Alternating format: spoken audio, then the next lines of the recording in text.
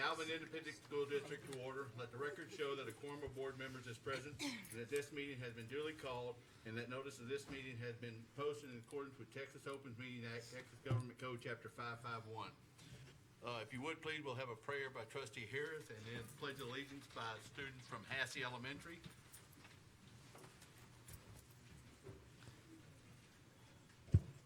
Please join me for the invocation. Heavenly Father, we come to you today asking for your guidance, wisdom, and support as we begin this meeting. Fill us with your grace, Lord God, as we make decisions. Continue to remind us that all that we do here today, all that we accomplish is for the greater glory of you and for the service of humanity. We ask these things in your name. Amen. Amen. I pledge allegiance. Oh, excuse me. That's right. They're doing it. I'm just going into what we usually do.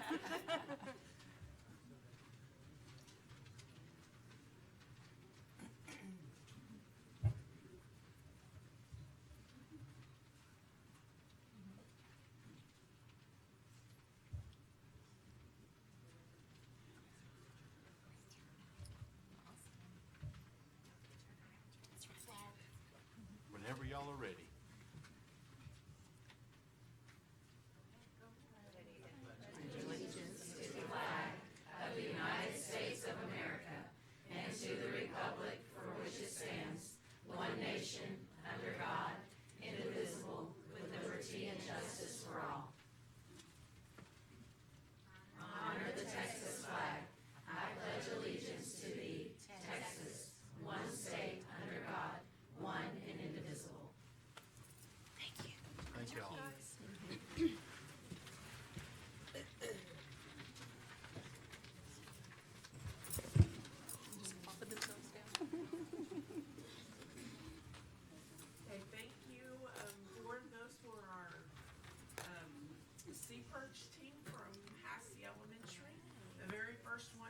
Ever had, so they're very excited, as are we, so thank you for coming out to help us with that pledge.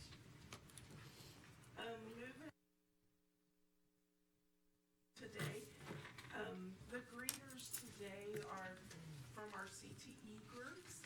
They are, as you know, February is the CTE month, and so they came in honor of that, and they'll make their way up here in just a second. And we have a student that would like to speak on their behalf in regards to CTE. It is from Alvin High School, Danville High School, Shadow Creek High School, and JBH, all of which have CTE classes held at each campus. So they'll be coming up and we'll go from there.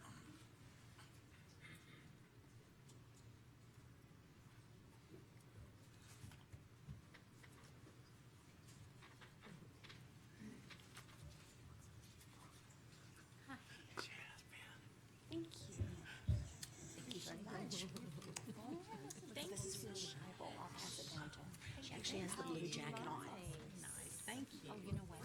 To wear this next board meeting. Little lady on the very up. Thank you so much. Thank you. What was your name?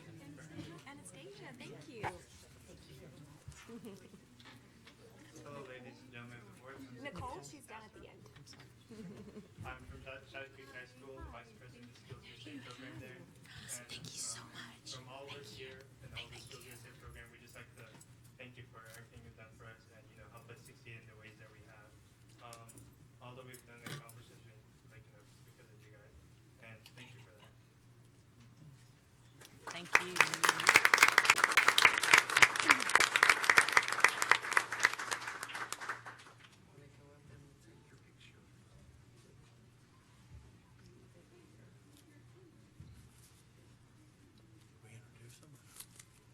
So yes, we do appreciate all that y'all have done for CTE programs. They truly are fascinating. If you have not gone out to see them, it's well worth your time to see it. So thank you very much. Let's give them a hand.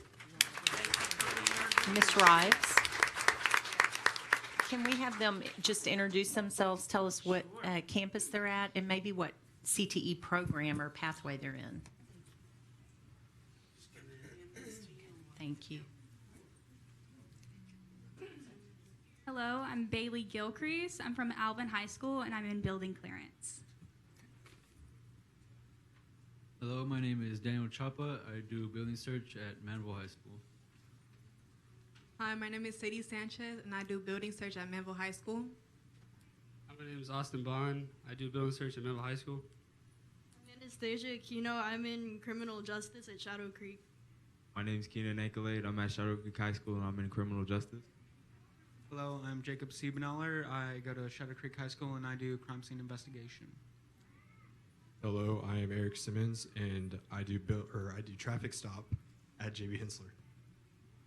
Hello, I'm Dominique De La Rosa, and I do felony traffic stop at Alvin High School. Hello, I'm Nabetsa Rodriguez, and I do building search at Baby Hensler. Hi, I'm Andrea Dominguez, and I do traffic stop at Baby Hensler. Thank you. Thank you to everyone. We appreciate y'all coming out today. Thank you. Thank y'all.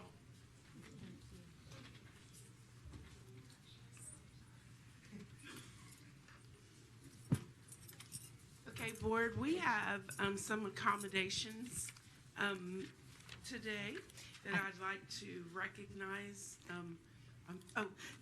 Yeah, that's okay. I think we're going to do the superintendent report Yes, first. That way. yes, that's perfect. Thank you. So, board, you were all there at the Alvin ISD celebrating our state champion Shadow Creek Sharks football team.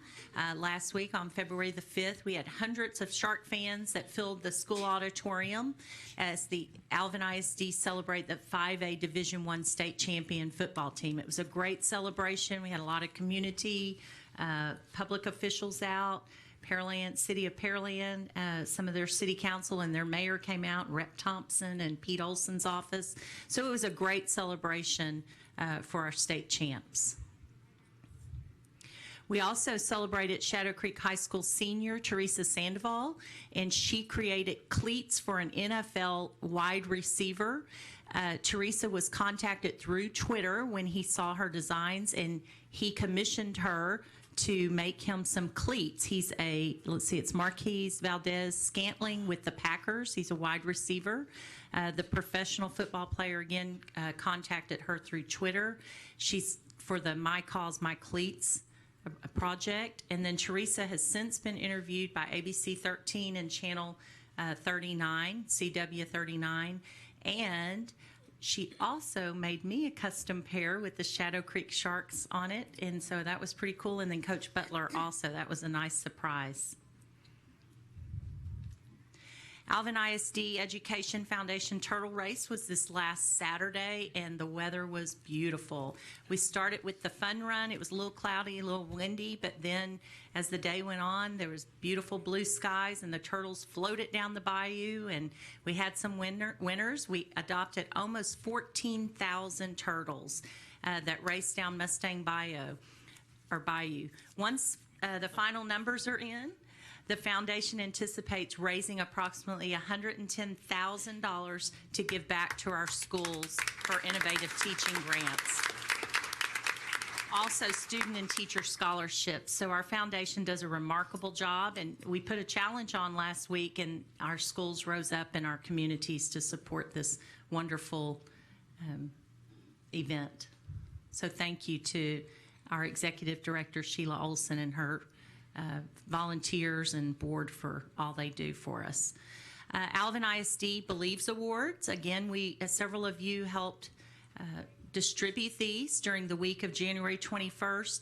This is where we go out with board members and across the district to surprise. This time we had 30 district employees with Alvin ISD that received this district-wide award, and it's implemented each semester, and it's employees who exemplify our core beliefs and what Alvin ISD is and believes in. So thank you to all of those winners who exhibit our core beliefs on a daily basis with our students.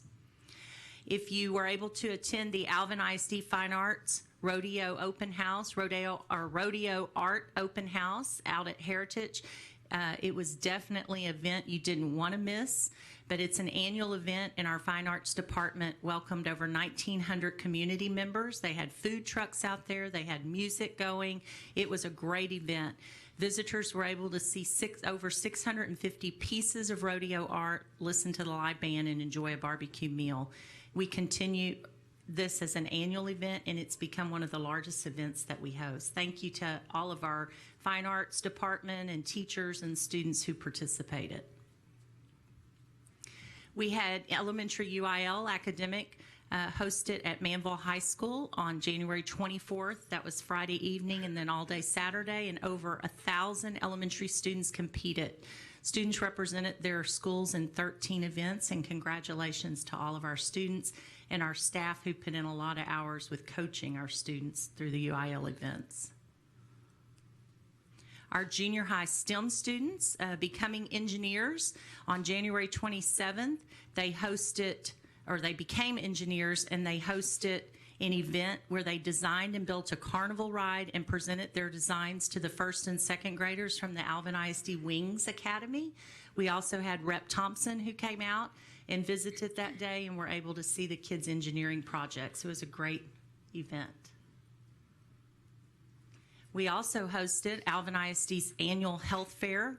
Our PE teachers and nurses and Dr. Bruton's department helped to annually host this. It was our 13th health fair, which featured free health resources and health screenings, fitness activities for our children.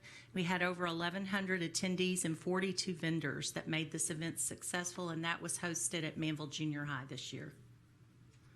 So as you can see, we've been very, very busy with our students and doing great things.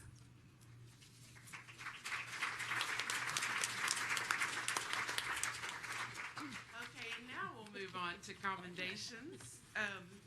So we're going to start out with our Texas State Thespians National Qualifiers. This contest takes place every year in Grapevine, and the kids compete in rigorous acting events. They participate in workshops and hear from college theater departments from all around the state. So the top placing individuals and acting teams advance to nationals, and that is held in Nebraska in June. So the following students have competed already at the state level, and they have made it to the national level. So without further ado, and the Alvin High School national qualifiers for the duet acting is Rachel Holman and Lauren Collins.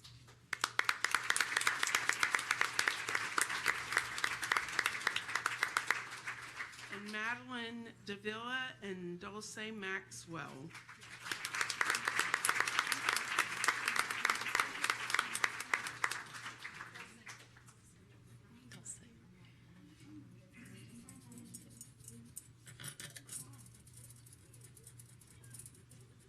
And then in the group acting, we have Edgar Doltz, Atticus Simmons, Helen Hendricks, Stevie Goodman, J.C. Wilkerson, and Aaron Yupnowitz. Congratulations. Hey, how are you? Good to see you. Congratulations. Several of these students also starred in Cinderella.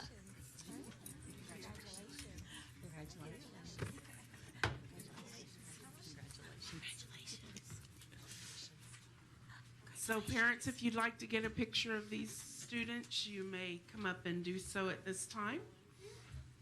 This is all of Alvin High Schools.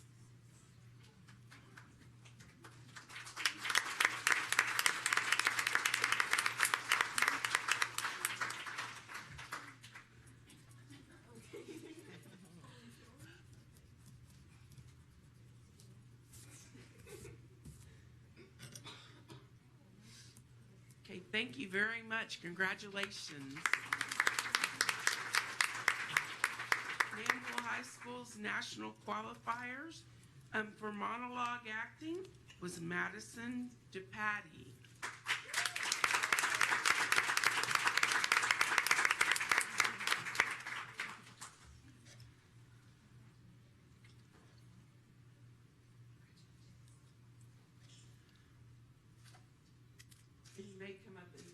picture if you would like.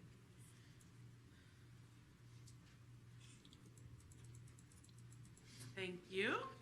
And Shadow Creek High School National Qualifiers for Duet Musical.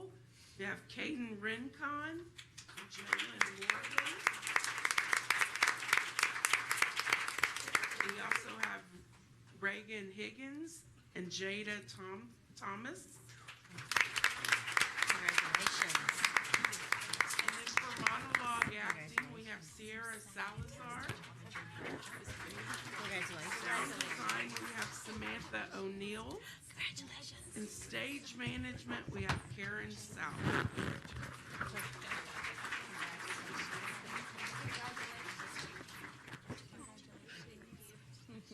Parents, Sorry. you can make your way up to get pictures if you would like. So several of these students starred in Dreamgirls, if you were able to get out, and so it's like meeting celebrities. We need their autographs. There you go. I need posters with their autographs. And while they're getting pictures, just to let you know, Shadow Creek's duet musical teams and Alvin's group acting team got called back for the final showcase. So, great job.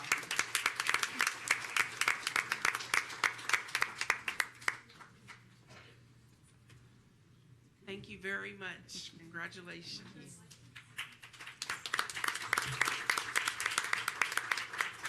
And now we're moving to All-State Band and Choir. 7 talented musicians across Alvin ISD were selected as 2020 Texas All-State members through the Texas Music Educators Association. This is the highest honor a Texas music student can receive and earns these students a spot to perform in one of 15 ensembles throughout the band, choir, and orchestra divisions. So, and this process began with 70,000 students. Wow. And they narrowed it down, so this is a pretty big deal. So we have James Lassie, Allie Reeman, both from Shadow Creek Band.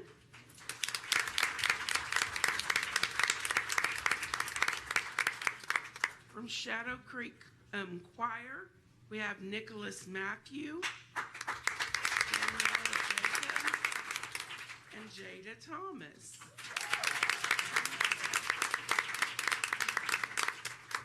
And from Manville High School Band, we have Justin Johnson. And from Manville High School Choir, we have Ethan Marfield. Parents, you may make your way up if you'd like to take a picture at this time.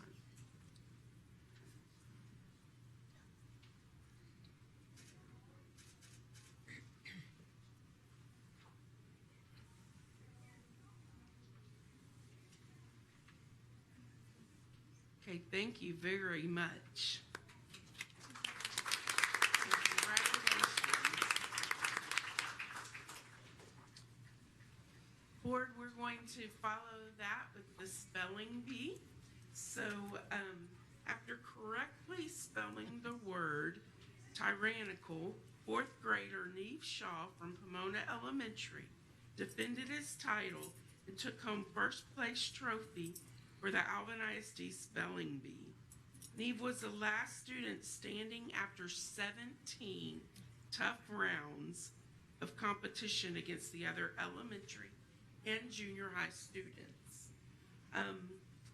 from all over the district. And the runner-up was 4th grader Viksha Sai Diska of York Elementary. We wish Neve luck in the next round of competition in the Houston Public Media Spelling Bee. So, Neve, is Neve here today? He's studying. He's studying. I know him well, he probably is. So, okay, well, thank you very much. Thank you.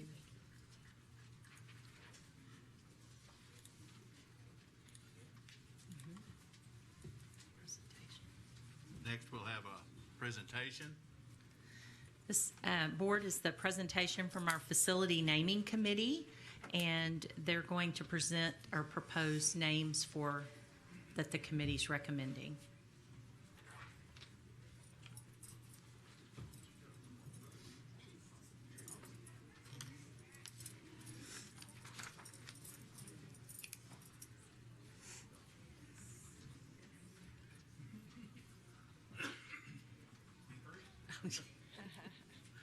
Good evening, ladies and gentlemen. My name is Buck Holton, and I had the distinct honor, along with Jamie and Miss Bella. Miss Bella's not speaking tonight. She's not able to quite speak just yet. But we were all on the facility naming committee on the process, and it was our distinct honor, and I'm glad to represent us here, and we're going to present to you our findings. But first, we're going to start with the board policy. The superintendent shall form a committee composed of board members, administrators, staff, and community members to review proposed names and forward a recommendation to the superintendent. That's what we're here to do tonight.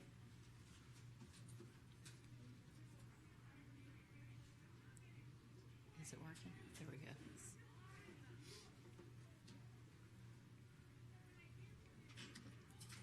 Hi, board. Our committee timeline worked like this. We initially met December 5th. We opened a nomination window from suggestions from the public from December 9th to December 20th. We met again January 9th and then again January 15th. Then this last week on February 6th, we met to prepare this presentation. And tonight, of course, we are recommending to you guys. The committee established a communication plan consisting of 3 district-wide e-newsletters and 2 text messages. There was a center rotating graphic on the district website, social media posts, there were posters at each campus, and there were advertisements in all the local newspapers. We were tasked with facilities to name, including high school number 4, located in Iowa Colony.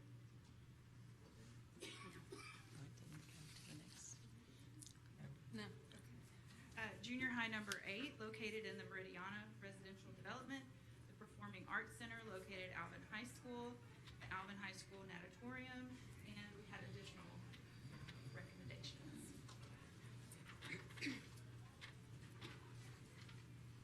We might mention with that, we had hundreds and hundreds of recommendations, many for each one. All of these we had. And our first recommendation tonight is for Iowa Colony High School. Iowa Colony was founded in 1908 by the Immigration Land Company of Des Moines, Iowa. Received its name from Iowans G.I. Hoffman and Robert Beard. Rice farming was what Iowa Colony was known for in the 1920s. The discovery of oil in the 1940s brought new employment opportunities to the area. This small town grew from a population of 27 in the 1960s to 6,300 today. Several of our high schools are named after the cities in which they are located, and the committee is recommending high school number 4 be named Iowa Colony High School. It was the most popular on the website and the recommendations. That's our recommendation. Next we have Jackie Doucette Caffey, Junior High School. Mrs. Caffey attended Alvin ISD schools prior to making her way to Alvin Community College, where she received her associate's degree. She went on to get a bachelor's and master's degree in education from the University of Houston, Clear Lake. Mrs. Caffey taught in Alvin ISD for 42 years at Alvin Junior High and Harvey Junior High. She also served as a junior high and high school specialist prior to serving at the administrative level. The Texas Association for the Gifted and Talented and the National Association for the Gifted and Talented were both organizations in which Jackie Doucette Caffey proudly served. Mrs. Caffey was instrumental in starting the Wings Academy for highly gifted elementary students, the STEM program at Rodeo Palms, and the MAP program. The committee recommends junior high number 8 be named Jackie Doucette Caffey Junior High School.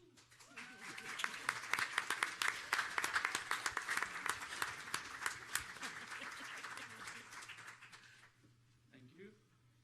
Our next recommendation is for the Performing Arts Center, and we're recommending Marguerite Edwards Performing Arts Center. Marguerite Edwards was born in 1907. She and her husband were well-known community members who invested in the oil industry and real estate. They had no children, but were firm believers in the power of education. Prior to her death, Miss Edwards put her assets into a trust that would become the Marguerite Edwards Trust Fund, the purpose of which was to benefit the youth in the community through the scholarships and civic improvement projects. Perhaps the most well-known project is Grandmother's Trust, a traveling trunk which was presented for many years to third graders at elementary schools across Alvin ISD by members of the Alvin Museum Society. Miss Edwards' influence and legacy continues to this day, as it is estimated that in excess of $1.2 million in scholarships and more than $128,000 in youth-oriented civic improvement projects have been awarded since 1975. The committee recommends the Performing Arts Center be named the Marguerite Edwards Performing Arts Center.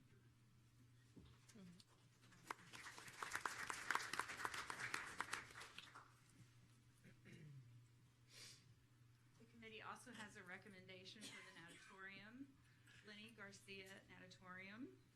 Lenny Garcia was a swim, dive, and water polo coach at Alvin High School for more than 30 years.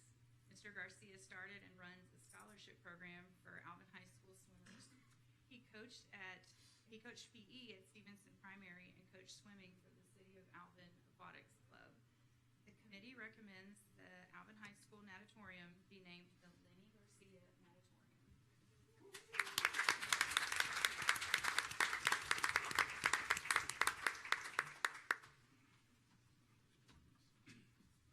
We've got additional recommendations tonight. Randy Johansson, the principal of Assets Academy, presented to the committee in regards to possibly changing the name of Assets Academy. The why behind the change? With over 25 years in existence, changes are inevitable.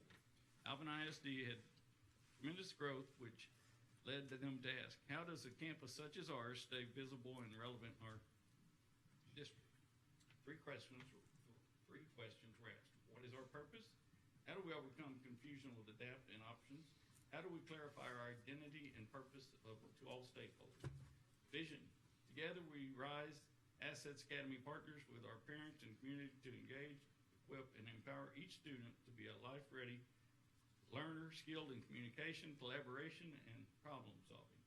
Mission is to engage relationships based on respect and integrity, equip academic knowledge and employability skills, and empower confidence, planning skills, prepared for life path. Core values: respect, integrity, service, employability. Phoenix promise. More than a diploma, students will leave with a post-secondary path already paved and set. They're innovative thinkers, problem solvers, professional, employable, and ready to meet the challenges of their future.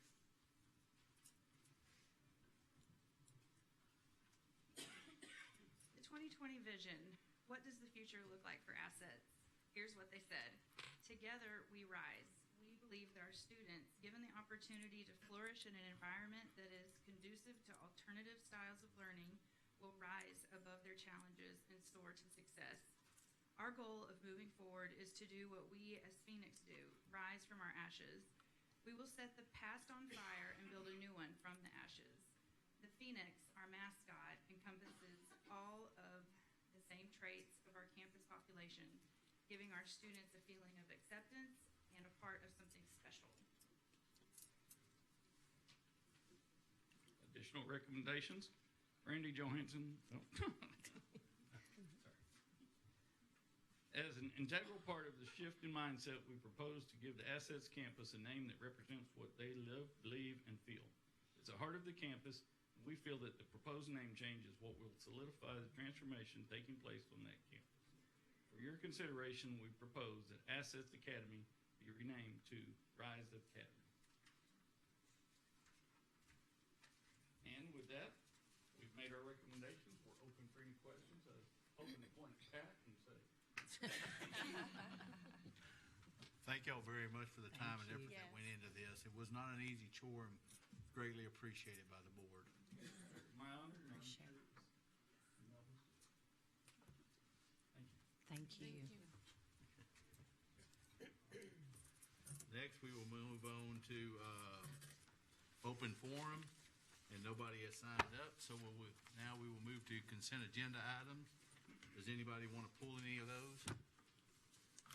All right, do we we have a motion to approve consent agenda items A through J So moved. by trustee Harris? Do we have a second? Second. By trustee Pickering. Any questions, comments? All in favor? All opposed? Motion carries 7-0. Next, we will go to request to consider approval of naming committee recommendations. So board, as you saw, Mr. Holden and Melba and Ms. Headley present tonight the recommendations of the committee, the naming committee. Any questions about any of the names? Do we have a recommendation to approve the facility naming recommendations as presented? So moved. By trustee Tonini. Do we have a second? Second. By trustee Peterson. Any questions or comments? Can I just say real quick, can I comment? Sure. So I'm going to start with Miss Caffey. I worked with her actually at Harvey Junior High, and she worked every weekend, Saturday and Sunday, for our kids. And my children benefited from that as well, but she started before I did there, long before I did. Haven't been in education 42 years. But, you know, her dedication to our students, and I think everyone in the room who knows her is above and beyond. Some of us sitting up here, our kids benefited from her expertise, professionalism. Ms. Harris just said she even benefited personally.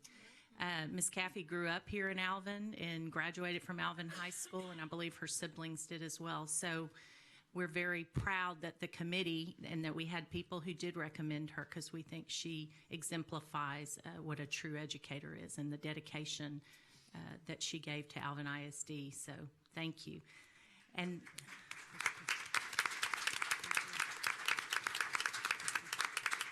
then as far as Mr. Garcia, my kids benefited in that they received scholarships from the Benizi Purple Monkey Fun Run, right?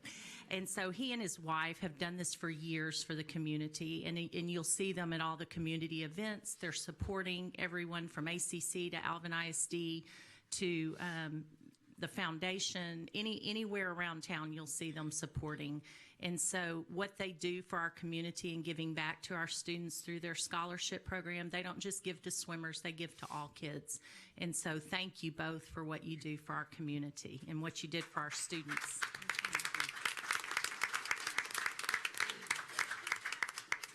And on that note, all in favor?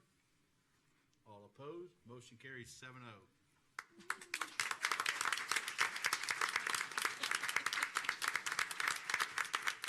Stand up, Lenny.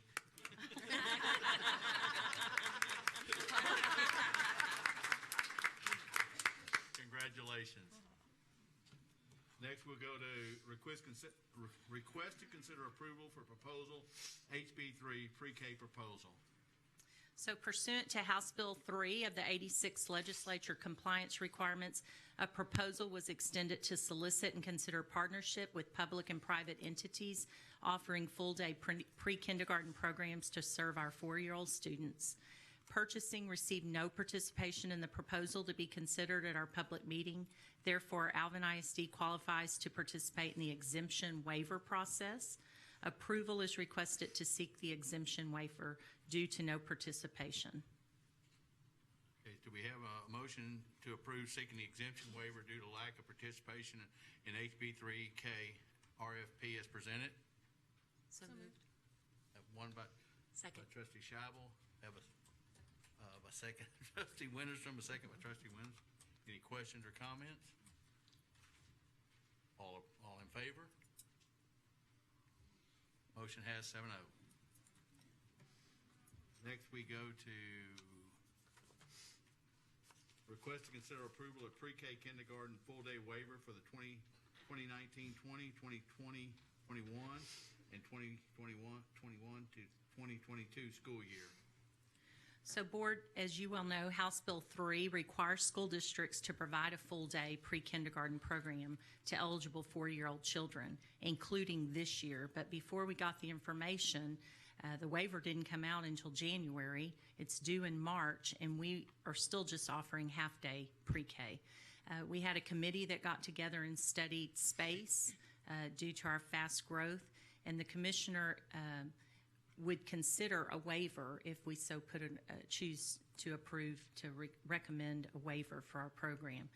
Alvin ISD is a fast-growing school district, and due to capacity issues, implementing a full-day pre-K program at all campuses would require additional construction for classroom facilities. The district plans to implement a full-day pre-K program next year in the 2021 school year at our highest need campuses. Alvin ISD is working on a plan to level enrollment on elementary campuses and currently constructing a campus rebuild to open in 2021, with additional plans for another campus rebuild and construction of a new elementary school in the next 2 to 4 years. These additional facilities will help us with the capacity for implementation of full day across the district. So we're requesting or asking for consideration to request a waiver for 3 years, being this year is one of them, which we're not offering, but the waiver again wasn't available until January from TEA. Next year, because you have to request a waiver if you only implement part of your district. And then, of course, the third year to make sure that we have everything. But by the third year, our hope is to have full implementation across the district. Do we have a motion to approve the pre-kindergarten full-day waiver for the 2019, 2020, 2020, 2021, and 2021, 2022 school years? So moved. Trustee Harris, we have a second? Second by Trustee Winterstrom. Any questions, comments? All in favor? All opposed? Motion carries 7-0. Next, we will have request to consider approval of attendance zone boundary adjustments of elementary, junior high, high school leveling, and junior high plan 2021-2022. So the School Board Boundary Advisory Committee presented their findings at the last school board meeting on January 14th. All comments received were read and weighed against the standing recommendation of the SBAC committee. The SBAC recommendation as presented remains solid as the plan best serves the overall needs of the district students and programs for the near future. Again, this is for elementary, junior high, high school leveling for next year, 2021, and then the junior high plan for 21-22. Do we have a motion to approve the attendance zone boundary adjustments of elementary, junior high, high school leveling, and junior high plan 2021-2022? So moved. Trustee Peterson, do we have a second? Second. Second by Trustee Harris. Any questions or comments? I have a question. I really appreciate the time and the effort and the commitment that the committee put into this. They did a great job presenting last month. So I don't think anybody doubts that we are fast growth and continuing to grow and need changes within the district. So with that, my question is just in regards to timing. Would you help me understand the reasoning behind it? We have junior high opening 2021 and then a high school 2022. So with those schools coming up, what's the thought process and the reasoning behind making changes to boundaries now as opposed to waiting until then? So currently we have overcrowding at some of our schools. Shadow Creek is over capacity, McNair's over capacity, Alvin High School's over capacity, Alvin Junior High is over capacity. So we have several schools within the district. So it's not just one area, it's actually the entire district that in some way several of the schools will be affected. Mark Twain, Hassey, Alvin Junior High, Alvin High School, probably not until High School 4 boundaries are set, then Alvin High School will be more affected then. But right now, we can do leveling at some of our schools to try to balance out so for instance, Manville High School has a lot of seats, right? But Shadow Creek is overcrowded, is over capacity. So the students that the community committee recommended moving toward Manville High School, they then won't move when high school 4 boundaries are set. It will be students who are currently at Manville High School and some at Alvin High School that will then shift to high school 4. Turn around like I'm pointing to high school 4. But so those students who are being shifted from Shadow Creek will remain at Manville High School. Does that make sense? So one move for those students.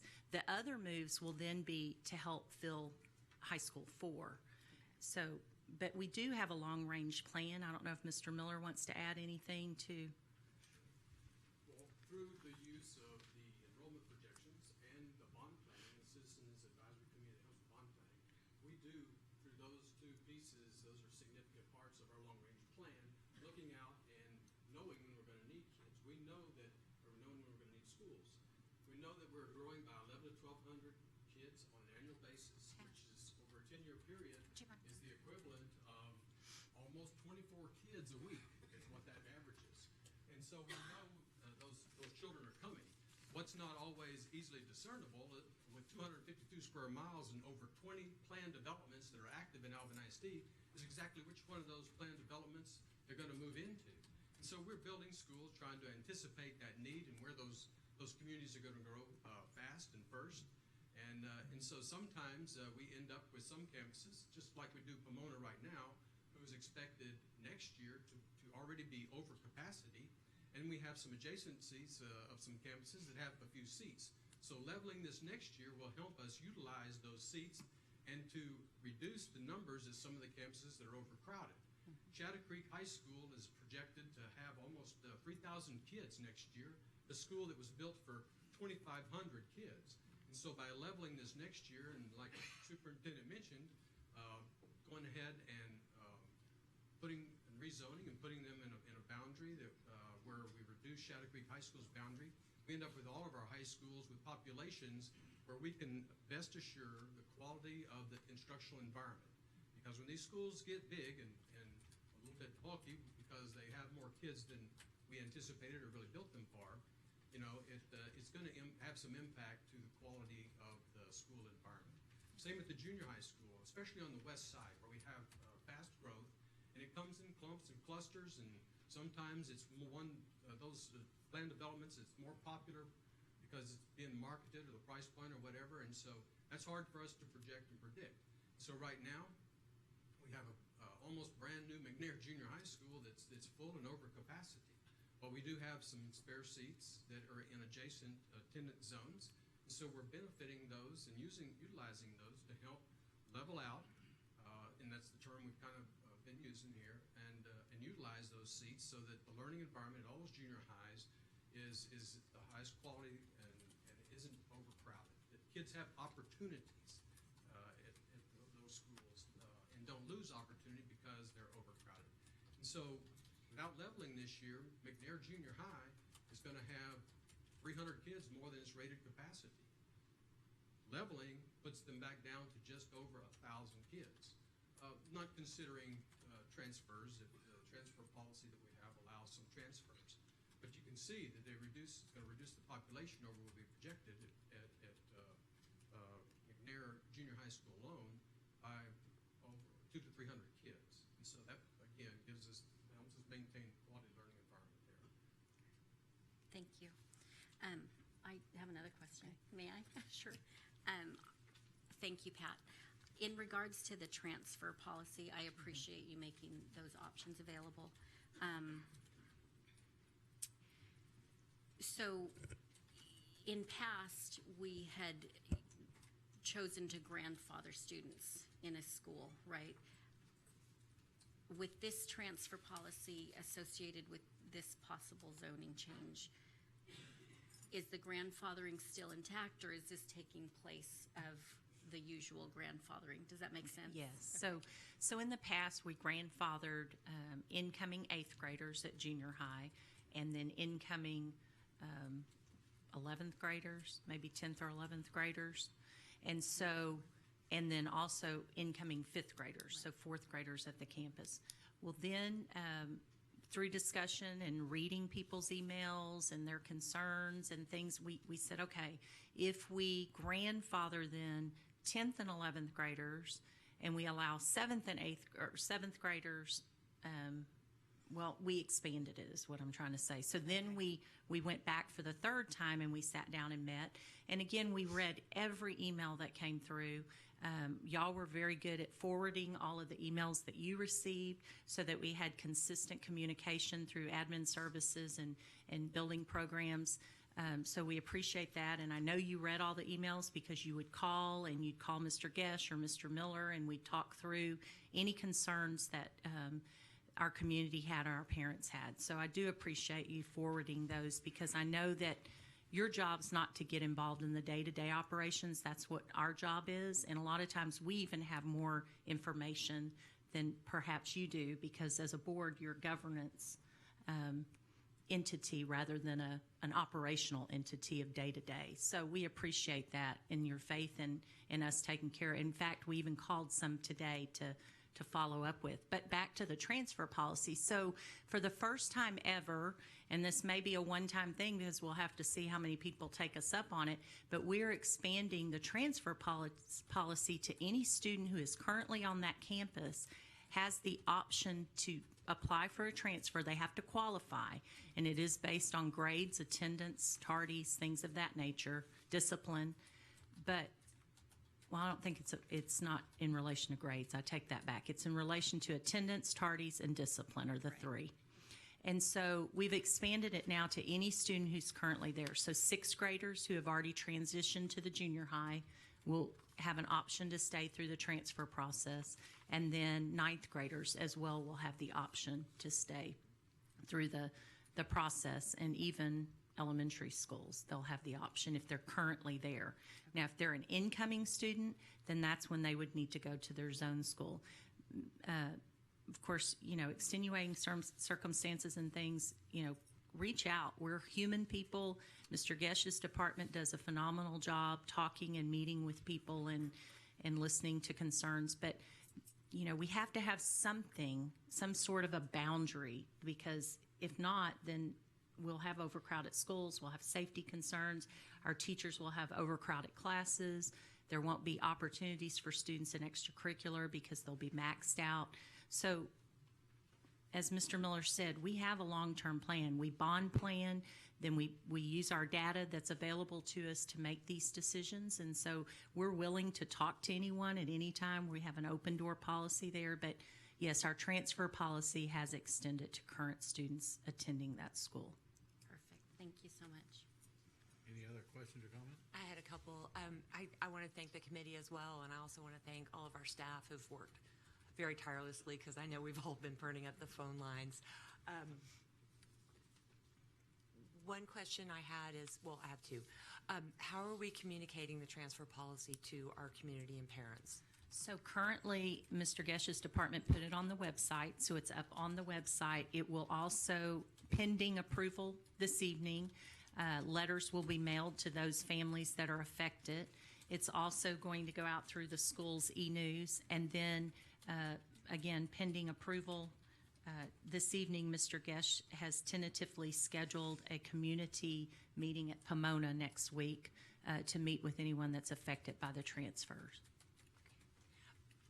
My last question is the leveling chart that's currently on the website of the high school leveling. And I know you and I talked earlier about this, but Pat, if maybe you could, there you are, if you could maybe talk about, because I know there's been some confusion about how we're going to somehow overcrowd Manville with this new plan, and I was hoping you could kind of speak to that. The leveling plan for this next year does move a lot of our youngsters back to Manville High School. Manville High School had that experience and has lived that more recently prior to opening Shadow Creek High School. At that point in time, we had allowed and provided for additional classroom space through the temporary classrooms that are currently still there on that campus and very viable. And so Manville High School has permanent capacity that we try to stay within, which is 2,600, but it does have some temporary capacity that will allow until high school number 4 opens for us to have plenty of good quality instructional spaces for those children that will be coming into Manville High School for that year. And And then, of course, Manville's boundary will be reduced with the new boundaries that'll be set in a future year for Iowa Colony High School. Shouldn't call it high school number 4 any longer. So Manville does have that capacity, and the staff there has actually hosted a large number. So I don't think that they should have any problems in this transition year or two before Iowa Colony High School is open. Does that answer your question? It does, thank you. I have a couple questions. In regards to the transfer policy and expanding that, the rules on attendance and tardies and discipline, those have always been in place. That's Yes. not something new that we're adding in for this. That's correct. It has always been in our transfer policy. So if a student transfers to, let's say, from Alvin Elementary to Passmore and their attendance becomes a problem, they can be sent back to Alvin Elementary. So their transfer could be revoked. And that was the case before when we grandfathered students in. Correct. It had to follow that policy as well. Yes, that's correct. My other question is, there's been some discussion about just waiting on this and holding off on doing anything. If we waited to do this, would the same students still be moving just at a later time, the same areas? Yes, so that was when we read all of the Let's Talk, hundreds and hundreds of Let's Talk, and then emails that came to you all and also to us. We said, okay, if we were waiting, we still were going to recommend what the community committee recommended to us, because that's what we felt like we needed to support our community, right? We ask people to serve on committees, they give them their time, they use the data they have, and they make recommendations. So that's then when we said we can either postpone and everyone's going to be overcrowded, or we can expand our transfer policy where those students can then apply for the transfer to stay there. So it was kind of a balance. And I know y'all had directed us to go back and recheck numbers and look at things, and that's what Mr. Gesch's department and Mr. Miller's department they've been doing that since January. They've gone back over and through everything. And so one of the questions I know that came up was, I think it was 112% at one of the schools, but if you use the flex classroom space at Manville High School, then the percentage, I believe Mr. Gesh, goes down to 101% over capacity. But you don't see that in the numbers. Originally, it says 112% at a capacity like Shadow Creek, because the flex classrooms weren't taken into consideration. We don't put those on the permanent because they're flex. And so, yes, back to your question of would it make a difference? We still may be over capacity at some of our schools when those transfers come through. We just don't know how many will take advantage of it, how many will qualify. So we'll still have elevated numbers at some of those schools. So by putting it off, it would just be even more crowded. And on the transfer policy for the students who are already on the campus, will the 90% rule apply? So for this round, what we call our first round of transfers, should this be approved, will be that February to the spring break. That is a special rezoning or boundary transfer, and that 90% does not affect those kids, because we realize that we could still, the 90% will come into effect after spring break when the district transfers open. And then if someone, let's say Dr. Valdez's child wanted to transfer from Alvin High School to Shadow Creek High School, we would say no, there's no availability. There may be availability at assets that a child wants to transfer to, or the same for junior high. There may be availability at Fairview. So then Mr. Gesh, depending on the situation for the child of why they want the transfer, Mr. Gesh would offer, these are the schools that are available to you based upon the 90% rule. But that's only for the entire district transfer, not the reboundary rezoning transfers. Thank you. Thank you. And these students that are transferring or rezoned, they will have transportation going to the new schools, right? Yes, due to what the state deems as unsafe, 288, Highway 6. So transportation will be available, as well as if they live outside of that 2-mile radius of the school, transportation's available as well. However, let me clarify, those that choose to transfer, and this isn't just with these, this is any transfer student is not eligible. We don't provide transportation for transfer students. We don't have the staff, we don't have the buses. There's no way that we could, it'd be interesting if we could get one of those maps like they do at the airport where the planes are flying every which way.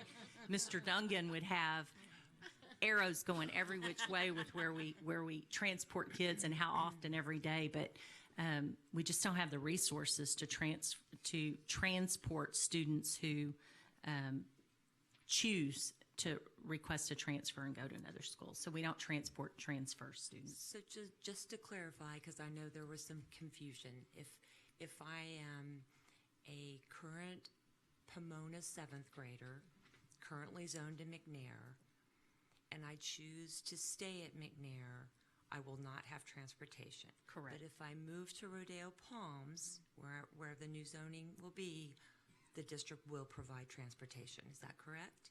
Yes, if it's outside of that. Is that correct, Jeff? He's in the back. From Pomona to Rodeo Palms, are there safe pathways? That would be transportation provided until safe pathways are established. Superintendent Nelson, how will that be communicated to those families? So again, through our e-news on the website, in the letters, it will also state if they're eligible or not for transportation, and then through the community meeting. Okay. And could we also, when they come in to do the transfer, make sure they're aware of that too at that time? Yes. Any other questions or comments? All right, all in favor? All opposed? Motion carries 7-0. Next, we will go to request to consider approval of Alvin ISD Emergency Operation Plan. So board, we've always had an emergency operation plan in our district, but with Senate Bill 11, it is a requirement that we get this approved by the board and consider approval. Pursuant to Senate Bill 11 and the requirements of the Texas School Safety Center, Alvin ISD maintains an emergency operation plan which must be approved by you annually. The emergency operation plan was drafted in accordance with guidance from the Texas School Safety Center and briefed and reviewed by members of the AISD Senate Bill 11 School Safety Committee, which met on October 30th, 2019. So do we have a motion to approve the emergency operating plan as written? So moved. So moved. Trustee Tonini. We have a second? Second. Trustee Scheibel. Any questions or comments? I just want to say where's Dawn? This was so thorough and beautiful. Thank you. It really is incredible. All right, all in favor? All opposed? Motion carries 7-0. Next, we have requesting approval of request to consider employment of personnel. So board, again, these are just requests for openings for teacher positions to be filled. Do we have a motion to approve, granted be requested for personnel items as presented? So moved. Trustee Pickering, second. Second. Trustee Peterson. Any questions or comments? All in favor? All opposed? Motion carries 7-0. Does anybody have any future agenda items they want to put on there? Okay, in that case, the board will now adjourn into executive session pursuant to the following sections of the Texas Open Meeting Act, which is 551074. We are now in closed session. And Ms. Caffey and Mr. Garcia, if you'll come up for pictures, I think they'll